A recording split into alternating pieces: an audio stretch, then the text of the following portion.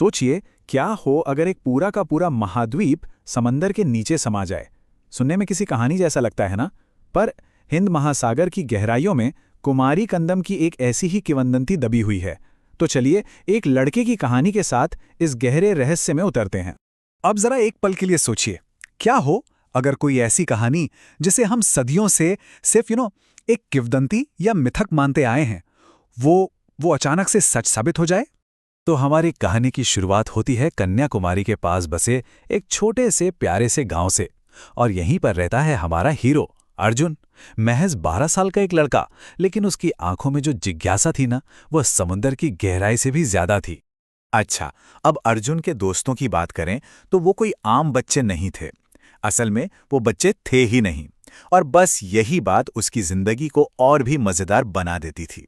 तो पहले है मीनू, एक तोता, इतना बातूनी कि उसे चुप कराना भई नामुमकिन था। और दूसरी थी तारा, एक बहुत ही समझदार कछुआ। और हाँ, उसका दावा था कि वो पूरे 300 साल की है। तो एक शाम की बात है, सूरज ढल रहा था, लहरें धीरे धीरे किनारे पर आ रही थीं, और तभी अर्जुन को रेत में आधी दबी हुई एक चीज मिली। एक अजीब सी पत्थर की पटिया थी वो, जिस पर कुछ पुराने रहस्यमयी निशान बने हुए थे। जैसे ही तारा ने उस पटिया को देखा, उसने उन निशानों को पहचान लिया। उसकी बूढ़ी आंखों में एक अलग ही चमक आ गई, और उसने एक गहरी रहस्यमयी आवाज में धीरे से कहा, ये तो खोई हुई धरती से है, कुमारी कंदम।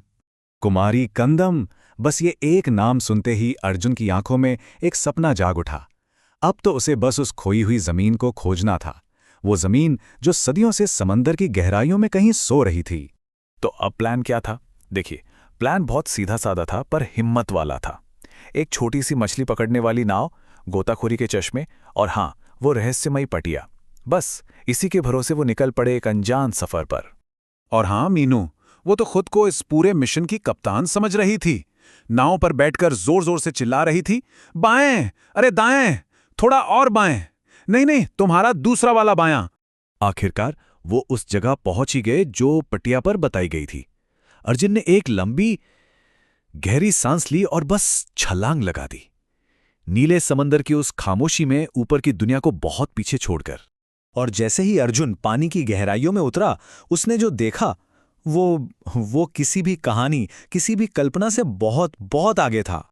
सोचिए जरा, बड़े बड़े पत्थर के खंभे, टूटी हुई मूर्तियां, पुरानी गलियां जो अब मूंगों से ढकी हुई थीं, एक पूरा का पूरा शहर पानी के नीचे एकदम शांत, और उसके खंडर जहां तक नजर जा रही थी वहीं तक फैले हुए थे।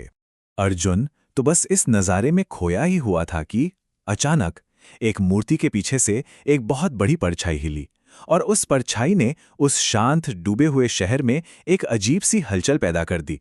ये परछाई थी एक बहुत ही बड़े प्राचीन समुद्री कछुए की, और उसने एक गहरी गूंजती हुई आवाज में पूछा, कुमारी कंदम शहर में कौन प्रवेश करता है? तो ये था उस शहर का रक्षक, और अब वो उस महान सभ्यता की कहानी सुनाने वाला था। एक दर्द भरी कहानी, एक ऐसे सबक की कहानी जो सीखा तो गया, पर शायद बहुत देर से। उस रक्षक ने बताया कि देखो कुमारी कंदम कोई खजाने से भरी जगह नहीं थी, नहीं, ये तो हजारों साल पहले ज्ञान और कला की एक महान सभ्यता थी।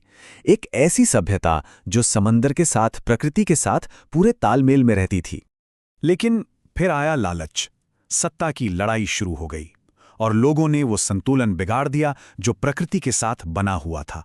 नतीजा, समंदर नाराज हो गया, और उसने धीरे धीरे उस पूरी की पूरी जमीन को अपने अंदर निगल लिया। बात खत्म करके उस पुराने रक्षक ने अर्जुन को एक चमकता हुआ पत्थर दिया। उस पत्थर में सिर्फ शहर का ज्ञान नहीं था, बल्कि उसकी आत्मा का सार था, एक बहुत जरूरी संदेश ऊपर की दुनिया के लिए।